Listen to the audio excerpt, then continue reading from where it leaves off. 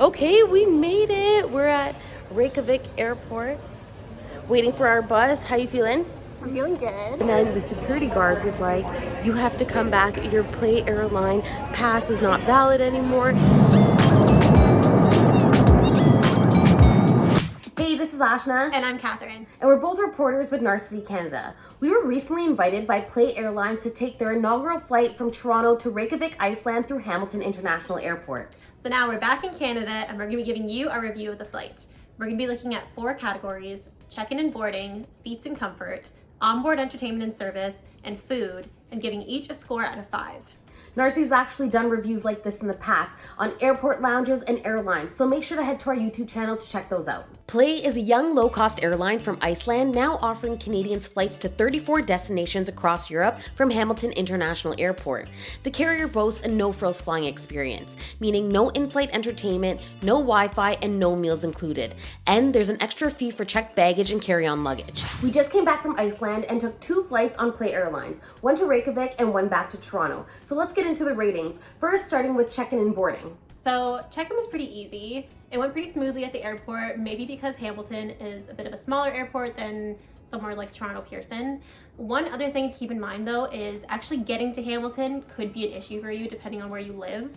I'm in Brampton and Ashna's in Toronto, so for both of us it took about an hour to get there, but you know, if you live closer, it might actually be easier for you to get to Hamilton compared to like Toronto Pearson. We did go through a bit of a hiccup though. So after going through security, the security guard called me back and they said my boarding pass was no longer valid. There was an issue with the barcode, and they told us that everyone that was going on the Play Airlines flight would have to get out of the airport, get a new boarding pass, and go through security again. So they made me do this whole run around. But long story short, it ended up getting sorted out in a few moments, I guess in about 5 minutes. So it was a little bit weird, and we think that it may have just been, you know, a first time hiccup with Play Airlines' first flight out of Hamilton. Overall, we're gonna rate this a 4.5 out of 5, just for that small little hiccup, but you know, overall it was pretty good.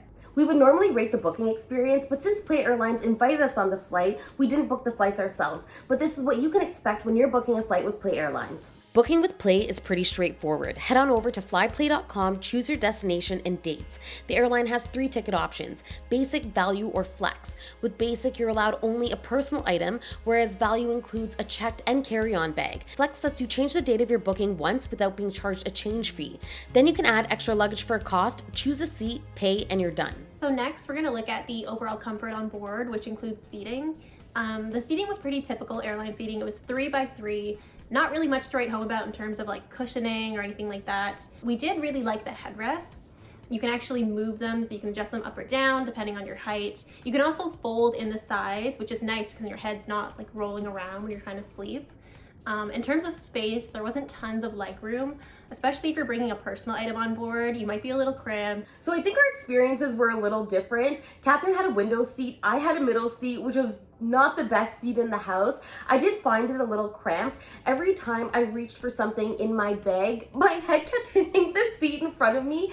And when the seats in front of you are reclined, there really isn't much room to move around. I do want to note though that you can actually purchase seats with more leg room, actually 10 inches more leg room at the front of the plane. So we're giving that an overall 3.5 out of 5 score. Next, let's rate onboard entertainment and service. So Play Airlines is a no-frills airline. They don't have any onboard entertainment. They don't even have any magazines or reading material. So if you want to watch movies and TV shows on the plane, you're gonna have to bring your own device. What I did love was they had a little tray in front where you could rest your device that was at eye level, but you're gonna have to download your movies or TV shows beforehand because there is no onboard Wi-Fi either. The great thing is there were USB and USB-C charging ports. Yeah, so service on the flight was also really nice. The flight staff was really friendly. They were all really excited about the inaugural trip, so that was really fun. And in terms of like drinks and refreshments, that came around really quickly after the seatbelt sign went off, which was nice. They also came around quite often during the flight, you know, with like drinks, if you wanted to order anything, if you had to throw anything away. So that was good. But otherwise, everyone was just really personable and nice to speak to. Their outfits were also really cute. Like they were dressed all in red. It was really fun. I asked one of the girls if I could buy one of the play belts. They're so cute. So we're scoring onboard entertainment and service 3.5 out of 5. So next we're looking at food and drink on board. We thought the food was pretty good. There were some decent choices. You want to keep in mind this is a no-frills airline, so you will have to pay for anything that you want to order. Non-alcoholic drinks and snacks cost around 3 to 5 euros, sandwiches were 9 euros, and meals cost between 12 to 18 euros, which is around 18 to $25 Canadian. In terms of choices, there was some nice options available, but we do wish that there were more hot items on the menu. When you do order a meal, you get Icelandic chocolate, which is great because you get an opportunity to try a treat that we don't normally get here in Canada, so I really like that. Overall score, we're giving it a 4 out of 5. All right, our total score for Play Airlines is 15.5 out of 20. Yeah, we think this is really good for a no-frills airline. We both had a really good flight, and the fact that we left on time and arrived early on both trips was also a big bonus. So will we be flying Play Airlines again? Absolutely. I love the fact that you can get discounted flights to so many cities across Europe. Yeah, and then another really cool feature is you can actually book a stopover in Iceland on your trip. So if you want to just spend an hour in the airport, before continuing on, you can do that. But you can also extend it up to a whole week, so you can get some time to actually see the country. All right, well, that's it for our review. Thanks so much for watching, and let us know if you plan on flying Play Airlines soon. Thanks for watching, and make sure to like and subscribe to our Narcity channel to see more great content.